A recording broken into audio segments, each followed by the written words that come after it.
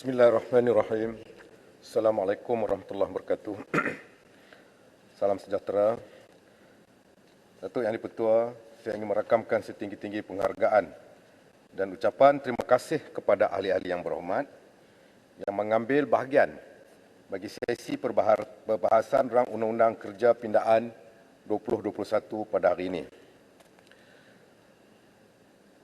Datuk Yang di-Pertua, saya bagi pihak Kementerian Semua Manusia terlebih dahulu mengucapkan ribuan terima kasih kepada semua yang terlibat seramai dan juga kita rasa satu prihatin yang sangat besar dalam mana mereka mengambil bahagian dalam perbahasan pada kali ini yang mana menghargai semua pandangan. Pihak Kementerian menghargai semua pandangan, saranan, cadangan maupun teguran ahli-ahli yang berhormat tersebut. Seramai 21 orang ahli, seramai 20 orang ahli yang berhormat, iaitu Yang Berhormat Pasir Mas, Ipoh Barat, Sungai Buloh, Jempol, Kuala Kerai, Pokok Sena, Kuala Langat, Papar, Teberau, Kulai, Setiu, Permatang Pauh, Sek, Bukit Bendera, Tumpat, Hang Tuah Jaya, Sepang, Siputih, Setiawangsa, Batu Kawan dan Kelang telah membangkitkan isu berkaitan dengan rang undang-undang. Yang berhormat Tuan Menteri, betul Batu Kawan tidak terlibat. Saya tak jelas. Batu Kawan tidak terlibat dalam perbahasan. Perbetulkan. Ya, baik. Batu Kawan tidak terlibat. Okey, saya tarik keluar Batu Kawan. Dan Kelang telah membangkitkan isu berkaitan rang undang-undang kerja pindaan 2021. Terdapat beberapa soalan berkaitan cuti paternity yang dibangkitkan terutamanya oleh Yang Berhormat Pasir Mas, Papar, Ipoh Barat, Jempol, Kuala Kerai dan Kapar.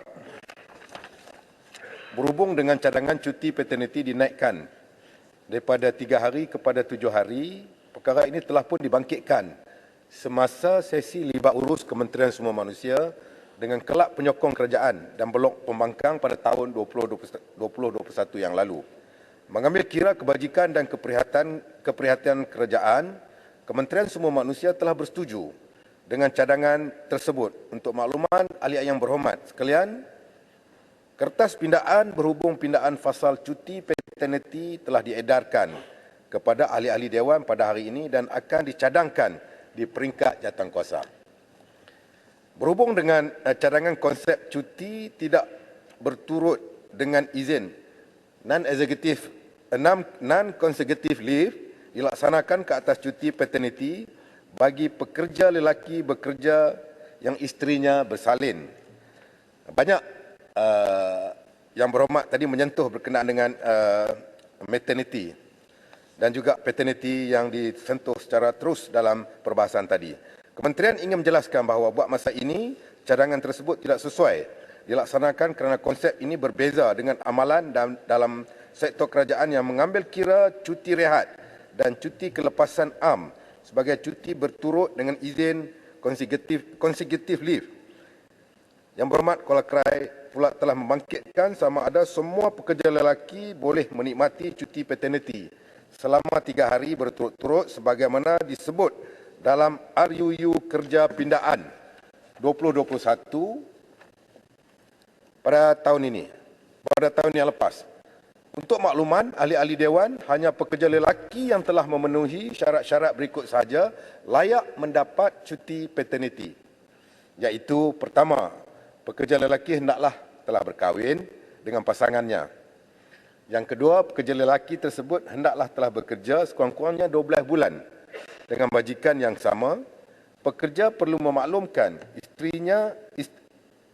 memaklumkan majikan kurang-kurangnya 30 hari sebelum isterinya bersalin. Kelayakan cuti paternity terhad kepada 5 kali kelahiran tanpa mengira bilangan isteri dan cuti tersebut hendaklah bermula pada hari isteri bersalin.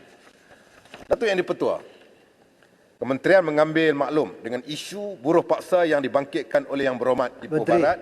Menteri, sikit. Kenapa cuti untuk 5 orang anak?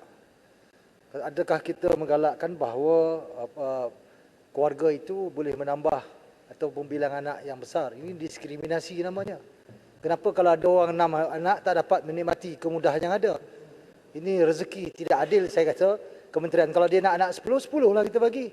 Kenapa perlu 6? Kita seolah-olah kita mengecilkan keluarga Malaysia, mengurangkan bilangan anak. Jadi adakah pihak menteri mengkaji hal ini? Kerana bagi saya kita menyayang juga ibu-ibu yang melahirkan anak tak ada terima kasih. Maknanya cukup sampai 6 lepas tu potong. Begitu ke?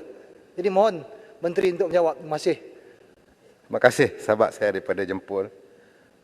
Kita memanglah pindaan ini adalah kalau dibandingkan dengan akta yang ada sebelum ini adalah yang terbaik. Lebih baik pada terutamanya golongan B40. Dengan keadaan semasa, kita sekarang ini menetapkan dahulu yang ini pada 5 orang dahulu. Tetapi kena tengok ayat saya tadi tidak sebut kepada bilangan isteri, tidak terhad. Ini tak adil. Mana boleh tadi kata tak ikut bilangan. Dan kita masih bilangan membuka. isteri. Menteri Jadi sedikit. kalau boleh perkara Menteri, ini jangan diletak padang sarai dihadkan. sedikit. Tak payah tulis 5 orang. Pokok dia lah berapa orang anak. Kita Menteri, padang serai sikit. Okey, saya bagi sekejap. Saya nak respon apa ni sahabat daripada Jempol. Ini sebagai hak yang diputuskan sebagai permulaan. InsyaAllah kita seperti yang kita sebut tadi, setiap 2 tahun sekali kita akan buat revision untuk review balik dengan izin akta-akta yang telah kita bentangkan pada hari ini. Masih lagi ada lagi kelemahan-kelemahan. Walaupun sebab itulah tadi YB Kula kata ini asas daripadanya 50% diasaskan oleh masa dahulu tetapi dikomplitkan oleh kita dan disambungkan untuk kita table dengan hari ini untuk kita melibatkan semua pihak sebab tu ambil masa lama sikit. Terima kasih kepada menteri dan timbalan menteri zaman PH dulu yang merangka permulaan tetapi tak incomplete proposal. But now we are untuk makluman kami completekan untuk kita table ke Dewan pada hari ini untuk manfaat semua golongan terutamanya B40. Sila. Terima kasih Datuk Yang Dipertua. Terima kasih Timbalan Menteri. Saya nak penjelasan sedikit berkaitan tuntutan suami. Kalau suaminya mempunyai 2 orang isteri atau 4 orang isteri, bolehkah semua isteri boleh tuntut? Sila bagi penjelasan. Terima kasih Datuk Yang Dipertua. Pada rakan saya daripada Padang Serai.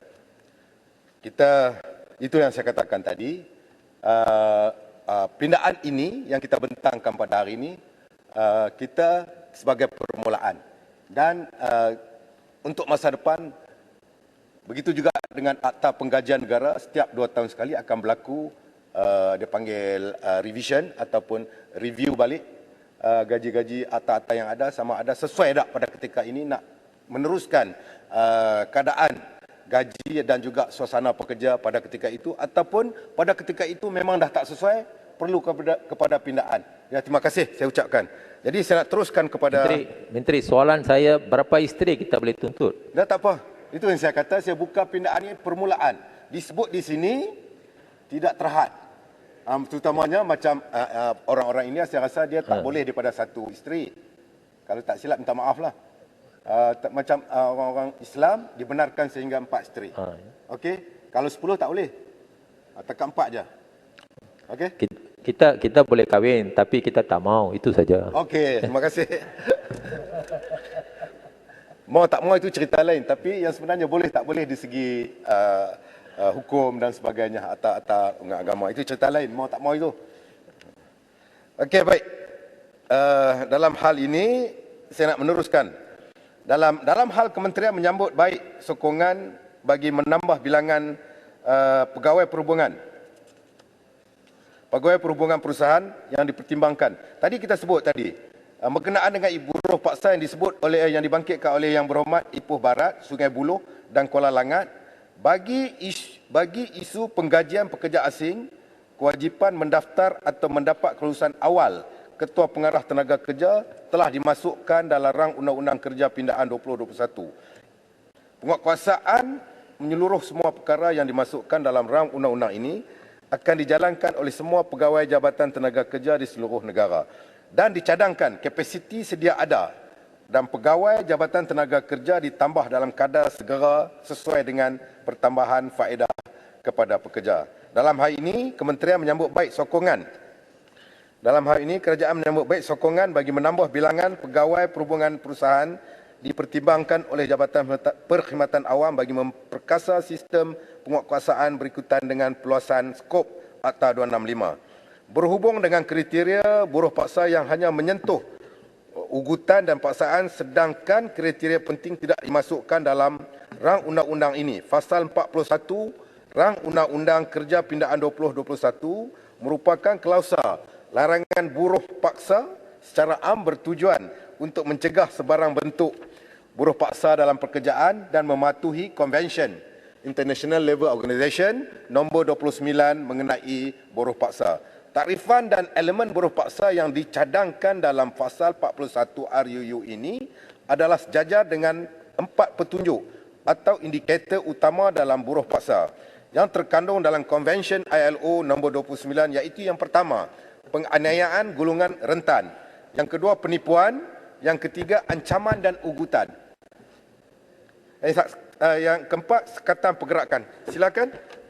Terima kasih, Yang Berhormat Speaker.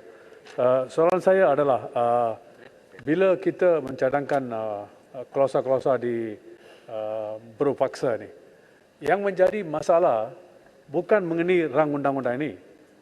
Kita ada banyak undang-undang sedemikian, tapi soalan yang saya tujukan dulu dalam debate saya adalah macam mana mekanisme yang akan ditubuhkan untuk mengimplementasikan semua yang ternyata di sana. Yang saya khawatir, Yang Berhormat, adalah perkara ini akan diambil alih oleh Kementerian Dalam Negeri.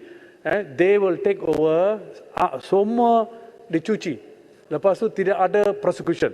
Maka soalan yang saya khusus, nombor satu, mekanisme investigasi, dan yang kedua, adakah kita ada, kementerian ada pegawai-pegawai yang boleh membawa kes hingga ke mahkamah dan kesusulannya. Jadi apa yang dibuat, adakah ini semua akan diimplementasikan selepas rang undang-undang ini diluluskan? Kerana sebelum ini, bila kita merajui kerajaan, kita ada cadangan sedemikian. Terima kasih kepada Yang Berhormat mantan Menteri Kementerian Sumber Manusia, Datuk Yani Petua.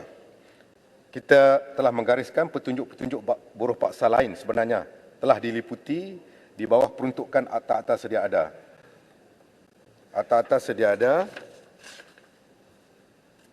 iaitu merujuk kepada kau yang dibangkitkan oleh Yang Berhormat Ipoh Barat ataupun Yang Berhormat Kuala Sigaran, mekanisme untuk kita mengutarakan sistem dan undang-undang yang telah mengenai buruh paksa yang sedia ada ini. Jawapannya memang.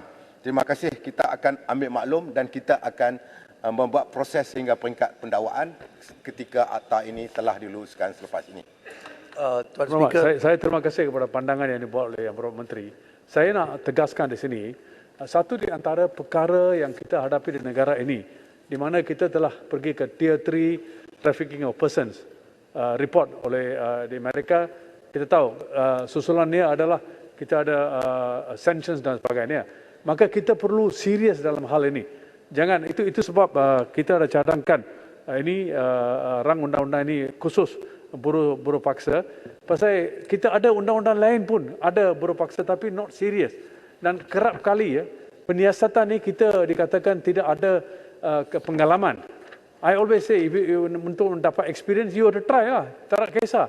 Tapi jangan beri ini kepada pihak polis dan sebagainya. Mereka dengan saya minta lebih baik kementerian sendiri pasal dia fasih, kau ada experience, dia boleh buat perkara ini.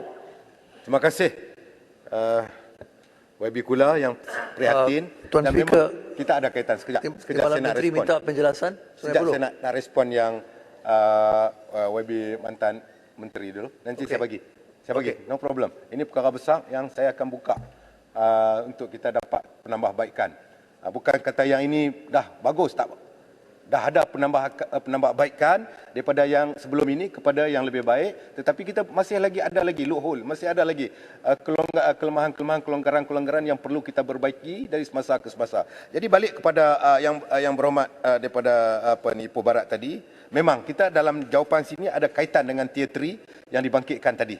Nanti saya sentuh dalam kenaan dengan undang-undang buruh paksa ini. Jadi petunjuk-petunjuk ini kita tengok, kita balik kepada akta-akta yang sedia ada yang lebih spesifik, antaranya dalam bahagian 3A, Akta Standard Minimum Perumahan Penginapan dan Kemudahan Pekerja 1990, iaitu Akta 446. Akta 446 ini juga menetapkan keperluan bagi mendapat perakuan daripada Jabatan Tenaga Kerja Semenanjung Malaysia dan mematuhi spesifikasi minimum yang ditetapkan bagi menangani indikator buruh paksa berhubung keadaan kerja dan kehidupan yang tidak kondusif. Jadi kita relatekan dengan Akta 446 yang mana kita telah emphasize ataupun kita telah buat pindaan yang kita telah baru-baru ini, yang mana penekanan di sini untuk kita nak kurangkan buruh paksa sehingga kita Akta 446 ini boleh mendakwa majikan yang melihat perkara ini tidak serius dan boleh menimbulkan forced labor yang dibangkitkan di luar negara, terutamanya US ini. Ini jadi kita ada 2 akta lagi yang kita silakan. Terima kasih.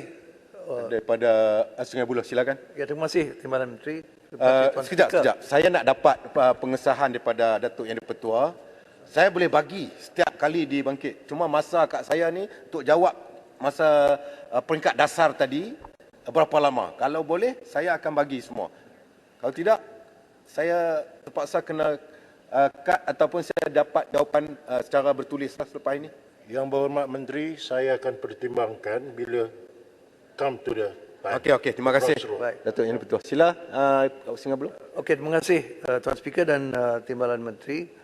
Sebenarnya yang klausa dengan berkenaan buruh paksa yang ada 2 unsur saja yang disebut secara nyata dalam Seksyen 90B, iaitu sekatan pergerakan dan juga ancaman dan ugutan. Itu saja. Ini 2 elemen saja. Tetapi seperti yang disebut oleh Menteri sendiri di Dewan ini pada 14 hari bulan Mac, buruh paksa yang diiktiraf di peringkat antarabangsa ada 11.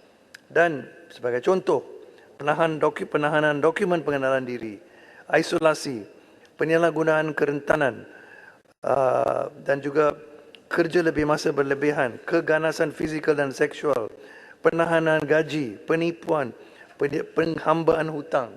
Ini semua adalah aspek-aspek buruh paksa. Dan isu ni memang Malaysia sudah ada image yang telah dicemar oleh kes-kes yang melibatkan Top Glove, yang melibatkan baru ini muncul Saim Darby Berhad dan sebagainya. Jadi bagi saya, kementerian harus mengambil ini lebih berat.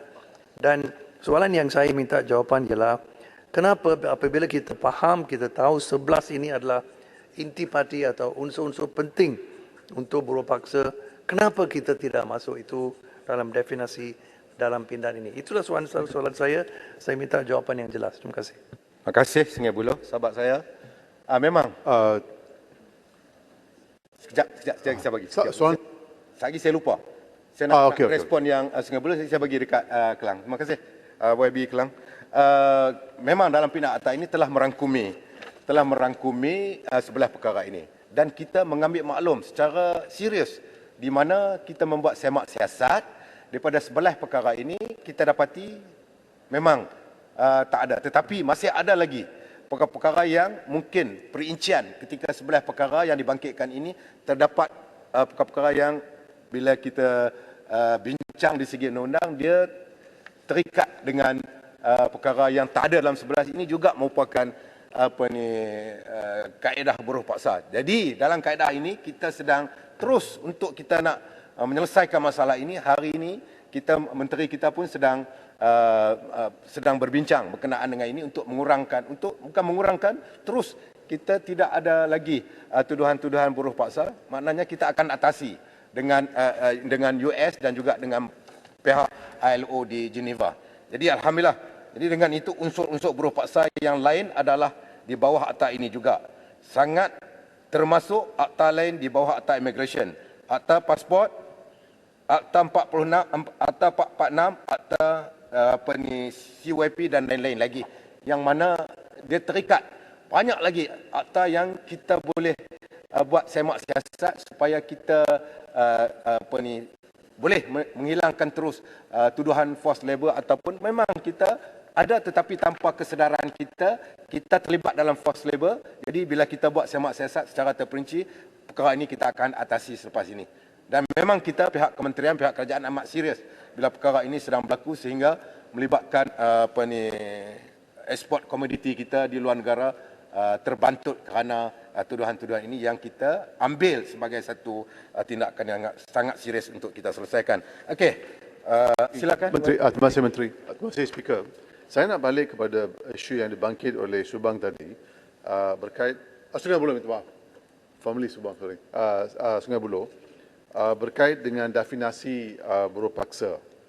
Dan seperti yang dikatakan oleh Sungai Buloh tadi bahawa ia tidak selaras dengan definisi ILO, 11 guidelines pointers yang telah diberikan oleh ILO. Menteri, saya minta penjelasan. Kalau seseorang majikan simpan pasport dan tidak diberikan kepada pekerja, mungkin kerajaan akan boleh mendakwa dia di bawah akta pasport. Dan kalau tidak memberi tempat tinggal yang bagus dan sehat dan sebagainya, mungkin boleh didakwa di bawah 446.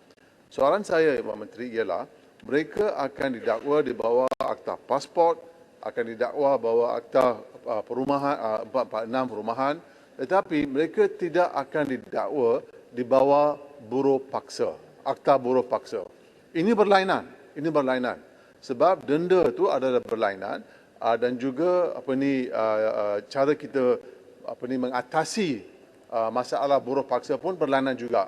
Kalau kita mengambil sikap bahawa kita definasikan 11 pointers ILO ini di bawah definisi yang kita buat di pindaan sekarang. So saya minta sebenarnya Pak Menteri supaya mencari jalan sebenarnya untuk selaraskan 11 pointers ILO ke dalam pindaan kita supaya seseorang itu boleh didakwa di bawah persalahan buruh paksa dan bukan pasport perumahan 446 dan sebagainya. Minta pandangan. Terima kasih kepada Yang Berhormat Kelang yang concern ataupun prihatin berkenaan dengan betul, saya setuju berkenaan dengan simpan pasport ini adalah di bawah immigration, di bawah KDN, dan Akta 446 adalah akta accommodation atau penempatan keselesaan kepada pekerja-pekerja yang mana di sini juga termasuk dalam 11 perkara, tetapi diminta oleh YB Kelang supaya kita perincikan 11 perkara yang perlu dimasukkan dalam pindaan akta ini. Akta akan datang, kita bincang. InsyaAllah kita akan bincang dengan AG untuk kita scrutinize ataupun kita perincikan berkenaan dengan cadangan yang dibangkitkan oleh YB Kelang. Menteri, itu bermaksud Menteri memberi satu komitmen pada hari ini di Dewan Yang Mulia ini supaya isu ini diperincikan sebelum ditandatangani. Okey, terima kasih. Okey, terima kasih Yang Berhormat Kelang. Itu yang saya katakan tadi. Walaupun pindaan akta ini adalah lebih baik daripada sebelum ini kepada pekerja-pekerja, tetapi masih ada lagi. Kita ada ruang lagi untuk kita buat penambahbaikan. Setiap 2 tahun sekali kita ada revision ataupun kita ada review ataupun ada kita semak semula bagi kita memberi perlindungan kepada pekerja. Di samping kita mendapat persetujuan daripada pihak employers. Seterusnya saya nak terus kepada di samping itu berkenaan dengan di bawah akta kanak-kanak dan orang muda pekerjaan 19. Yang Berhormat Menteri, Timbalan Menteri. Boleh. Saya berterima kasih. Saya juga telah mengikuti perbahasan dan juga penggulungan yang dibuat oleh Yang Berhormat Timbalan Menteri berkenaan dengan perlindungan yang diberi kepada kaum hawa, kaum wanita di bawah akta ini. Memang kita menyokong. Dan ketika Yang Berhormat daripada Sepang berbahas tadi, saya telah membangkitkan satu perkara. Di sebelah sini Sepang, di sebelah sana ada juga yang berbahas mengenai hak untuk memakai hijab atau memakai tudung, di mana kita menyokong bahawa pekerja-pekerja di Malaysia yang beragama Islam sepatutnya diberi hak untuk memakai hijab dan tudung. Dan berkenaan dengan perkara itu, saya telah membangkitkan satu perkara. Saya tanya sebab Menteri tidak hadir. Dan saya mahu pandangan Timbalan Menteri mengenai perkara ini, sama ada kerajaan akan memberi notis menuntut penjelasan daripada duta India, mana-mana pegawai, kita adalah negara yang ada berbilang kaum. Jadi saya ingin tahu penjelasan pendirian Timbalan Menteri atas perkara ini. Hari ini kita bincang berkenaan dengan pindah tata di Malaysia. Saya tahu. Mengenai ini kita juga Kita berbincang. tumpu yang ni dulu, tak apa, tak apa. Saya nak jawab lah. Tapi apakah pendirian Timbalan Menteri atas perkara ini? Okey, baik. Duduk, okey. Okey, sekarang kita nak membincangkan berkenaan dengan pindah tata untuk kita memberi perlindungan kepada pekerja-pekerja kita. Yang mana pasca pandemik COVID-19 ini, semua dapat merasai kesannya akibat daripada pandemik COVID-19 ini. Tapi walau bagaimanapun, saya nak jelaskan, memakai tudung atau pakai hijab dengan menutup aurat ada perkara berbeza. Pakai tudung kadang-kadang tak tutup aurat. Itu sebab saya minta, kita lepas ni mungkin kita akan berbincangkan berkenaan dengan menutup aurat, dan bagi yang bukan Islam, dia berpakaian secara sopan. Bersopan macam hari ini kita tengok YB daripada Batu Kawan. Bersopanlah tu. Cantik. Bersopan. Jadi beza antara pakai tudung dengan menutup aurat ni dah dua perkara yang berbeza. Jangan ingat pakai tudung itu dia telah melaksanakan tuntutan dia sebagai seorang muslimah, sebagai seorang tuntutan sebagai seorang muslimah. Jadi dia lain. Terima kasih Timbalan Menteri. Saya berterima kasih. Tetapi masalahnya India tak apa, saya tak nak sentuh bab India. Saya ingin tanya sebab kita tadi Timbalan Tan Sri Speaker telah mengatakan kita akrab dengan India. Akrab tak akrab itu berbeza. Pendirian saya adalah salah di India juga melarang kanak-kanak yang pergi ke sekolah melarang mereka daripada memakai hijab. Apakah yang berhormat Timbalan Menteri berani untuk mengetengahkan perkara ini, meminta kerajaan, meminta duta India memberi penjelasan? Saya tahu menteri daripada yang berhormat Tapah begitu akrab dengan orang-orang kerajaan India. Mungkin beliau risau, beliau tak akan buat. Tapi apakah pendirian Timbalan Menteri? Okay, baik.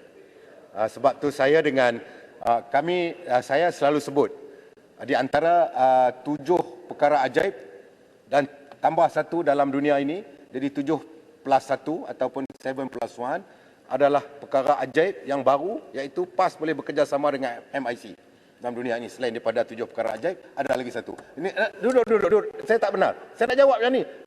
Bila nak habis ni? Menteri, masalahnya di Johor Bahru PN lawan BN, BN lawan PN.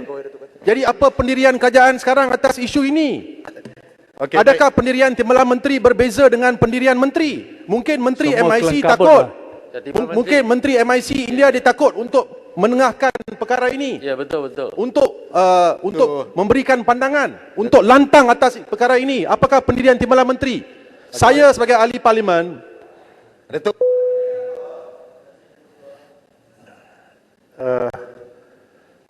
Nombor satu yang perkara yang kena diputuskan, adakah Timbalan Menteri dah menjawab perkara ini? Timbalan Speaker, ini adalah isu penting. Datuk Yang Pertua, itu tak ada kaitan dengan pindah Apa tak ada kaitan? This has got all relevant.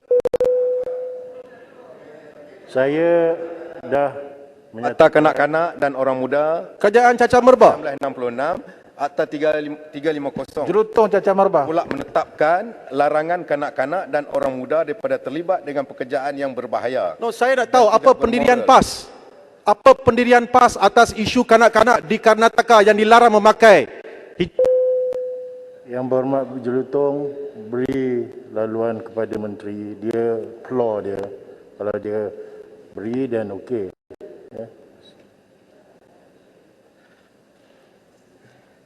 Datuk Yang Dipertua, kita di samping itu kita lihat terdapat juga akta-akta lain yang menangani indikator buruh paksa lain, iaitu Akta Agensi Pekerjaan Swasta 1981, iaitu Akta 246 yang banyak disentuh berkenaan dengan buruh paksa tadi supaya imej negara boleh kita bersihkan, iaitu Akta Pasport 1966, Akta 150, Akta Anti Perdagangan Orang dan anti penyeludupan migran 2007, Akta 670 dan Akta Kanun Keseksaan, Akta 574. Sehubungan dengan itu, peruntukan mengenai buruh paksa di bawah rang undang-undang ini merupakan pelengkap kepada peruntukan undang-undang sedia ada di negara ini bagi menangani isu buruh paksa dengan lebih menyeluruh dan berkesan. Manakala berhubung dengan cadangan supaya kerajaan mengadakan perbincangan dengan Amerika Syarikat, Kementerian mengambil maklum mengenai perkara tersebut dan perkara ini telah pun dilaksanakan dan akan dipergiatkan dari masa ke semasa. Datuk Yang di-Pertua, cadangan untuk mewujudkan flexible parental leave selama 30 hari sebagaimana yang diamalkan di Australia dibangkitkan oleh YB Matampoh tadi. Sebentar, Timbalan Menteri, sebentar. Saya memberi lagi 5 minit. Saya ingin mengingatkan yang berhormat supaya fokus kepada apa yang dibincangkan pada akta ini, ya. Jangan sway kepada benda lain. Silakan. Okey. Boleh dijadikan, yakni diamalkan di Australia, boleh dijadikan sebagai asas permohonan oleh pekerja untuk aturan kerja fleksibel dengan izin flexible working arrangement yang diperkenalkan di bawah rang undang-undang ini. Berhubung dengan peruntukan gangguan seksual dalam pindah akta ini di tempat pekerjaan, Kementerian sememangnya memberi perhatian terhadap pelindungan pekerja daripada gangguan seksual. Justru itu cadangan untuk menggalakkan majikan untuk memberikan taklimat kepada pekerja secara berkala boleh dilaksanakan untuk memberi kesedaran kepada masyarakat umum. Berhubung dengan cuti edah kepada pekerja wanita yang kematian suami, perkara ini akan diperhalusi oleh Kementerian Sumber Manusia dan akan kita membincangkan dengan pihak AG dengan lebih terperinci lagi. Datuk Yang di-Pertua, berkenaan isu pekerja gig yang dibangkitkan oleh Yang Berhormat Ipoh Barat, Jempol dan Pokok Sena berhubung dengan ketiadaan peruntukan bagi mengenai pekerja gig, Kementerian Sumber Manusia ingin menjelaskan bahawa Akta Kerja 1955, Akta 265 adalah khusus untuk melindungi pekerja-pekerja yang digajikan di bawah suatu kontrak perkhidmatan. Saya ulang, khusus untuk melindungi pekerja-pekerja yang digajikan di bawah suatu kontrak perkhidmatan. Untuk makluman ahli-ahli Dewan, kerajaan sangat prihatin terhadap kebajikan pekerja gig. Pada masa ini, Kementerian Sumber Manusia sedang meneliti dan mengkaji keperluan untuk menggubal satu undang-undang khusus dalam menjaga kebajikan pekerja gig ini. Berhubung dengan isu penempatan pekerjaan, Yang Berhormat Pokok Sena ingin mendapat penjelasan berhubung berkaitan 700,000 warga negara yang berjaya ditempatkan melalui program yang dijalankan oleh Pertubuhan Keselamatan Sosial atau PKSO. Apakah inisiatif dalam menarik minat pekerjaan tempatan bekerja dalam sektor 3D? Inisiatif yang dibangkitkan oleh Pokok Sena tadi iaitu Dirty, Dangerous and Difficult. Untuk makluman Yang Berhormat sekalian, bagi membantu pasaran pekerjaan negara dan menarik minat pekerja tempatan, pekerja dalam sektor 3D, sistem insurans pekerjaan PKSO telah membangunkan portal pekerjaan My Future Job. My Future Job untuk sedikit Yang Berhormat. Ini mengenai gig workers. Sebenarnya kerajaan dulu telah memberi aku janji bahawa selepas rang undang-undang ini diluluskan, dalam regulation itu dia akan mengubahsuai untuk memasuki dan memberi perlindungan kepada gig workers, pekerja-pekerja gig. Adakah ia akan dibuat atau aku janji yang dibuat dulu itu akan dimungkir sekarang? Tidak akan diimplementasikan. Terima kasih. Terima kasih Yang Berhormat Ipoh Barat. Memang dalam pindaan undang-undang ini memang kita memberi fokus kepada B40 yang termasuk pekerja gig. Tapi masih lagi ada perkara-perkara yang perlu kita close deal ataupun kita perincikan bagi kita memberi perlindungan kepada pekerja-pekerja gig ekonomi ini ataupun dipanggil seperti mana grup food grab, grab car dan sebagainya. Jadi untuk ini termasuklah termasuk seperti mana yang dibangkitkan oleh Yang Berhormat Pokok Sena, dia termasuk dalam 3D juga, iaitu dirty, dangerous. Macam food grab memang dangerous. Jadi untuk makluman semua, apa yang dibangkitkan oleh Yang Berhormat Ipoh Barat ini, kerajaan sangat prihatin terhadap kebajikan pekerja gig. Pada masa ini, Kementerian Sumber Manusia sedang meneliti dan mengkaji keperluan untuk menggubal lagi satu undang-undang khusus untuk menjaga memberi pelindungan dan menjaga kebajikan pekerja-pekerja gig. Dalam masa akan datang kita sedang meneliti dan mengkaji. Dan memang ini perlu kita segerakan kerana bila ketika menghadapi pandemik COVID-19, tanpa kita jangka, satu sektor baru, gig ekonomi telah muncul membantu negara sedang menghadapi ekonomi pandemik COVID-19 ini yang kita tak jangka. Jadi berkenaan dengan yang dibangkitkan oleh Yang Berhormat Pokok Senar tadi, Yang Berhormat sekalian, bagi membantu pasaran pekerjaan negara dan menarik minat pekerja tempatan bekerja dalam sektor 3D ini, kita telah membangunkan satu portal yang dipanggil My Future Job untuk membantu majikan dan pencari kerja mendapatkan pekerjaan. Portal ini adalah terbuka kepada awam dan boleh dilayari secara percuma. Tiada sebarang caj yang dikenakan pencari kerja dan majikan yang berdaftar dan menggunakan portal My Future Job berbanding penyedia perkhidmatan pekerjaan swasta yang lain. Pada masa ini, My Future Job sangat strategik dan memberi bantuan yang banyak, yang sangat baik kepada pencari-pencari kerja. Untuk sistem insurans pekerjaan juga menyediakan program-program bagi meningkatkan modal insan ataupun dipanggil SIP dan keboleh pasaran pekerja seperti khidmat kaunseling kerjaya, skill profiling, penulisan resume, mock interview, latihan kemahiran bahasa dan penyampaian serta seminar pekerjaan bagi mereka yang mencari pekerjaan. Masa telah cukup, bagi jawapan bertulis. Dan kita menjalankan kerja-kerja job carnival yang memberi kemudahan kepada pencari kerja. Jadi saya minta untuk pergulungan yang Datuk, yang di-Pertua. 1 minit. Menteri, saya ada satu penjelasan yang penting. Okey, last. 1 minit, last. Menteri depan sini, Kelang. Satu soalan yang penting. Minta Kak Datuk, dia bagi tak? Datuk, Gusi boleh. Tunggu, speaker. Yang Berhormat, floor Menteri, kalau dibenarkan, silakan. Saya hanya memberi 1 minit saja. Gulungkan Menteri dan boleh? wrap up the speech. Okey. Jadi terima kasih kepada Datuk Yang Dipertua. Terima kasih kepada Kelang. Saya Yang Berhormat Kelang, saya suka mendengar pandangan daripada Yang Berhormat Kelang untuk penambahbaikan. Tetapi masa yang diberi kepada saya 1 minit, tidak ada tolak ansur lagi. Jadi kita bincang masa lain. Kalau ada lagi pernah, insyaAllah. Okey. Datuk Yang Dipertua, round-round ini. Dan kalau mana yang saya tak sebut, saya akan menjawab secara bertulis daripada 20 orang yang membangkitkan perkara-perkara ini. Secara bertulis kepada mereka-mereka yang membangkitkan perkara yang tidak disentuh dalam ucapan saya pada penggulungan saya pada peringkat jawatankuasa tadi. Jadi akhir sekali bagi pihak kementerian saya mengucapkan terima kasih kepada semua yang berhormat atas pandangan, saranan dan teguran ahli-ahli yang berhormat. Kami akan beri perhatian dalam rangka dasar dan program-program kementerian dengan lebih cekap dan berkesan. Di atas keprihatinan yang berhormat sekalian, saya mengucapkan berbanyak terima kasih. Sekian. Wabillahi taufiq wal hidayah. Assalamualaikum warahmatullahi wabarakatuh. Terima kasih Yang Berhormat Timbalan Menteri.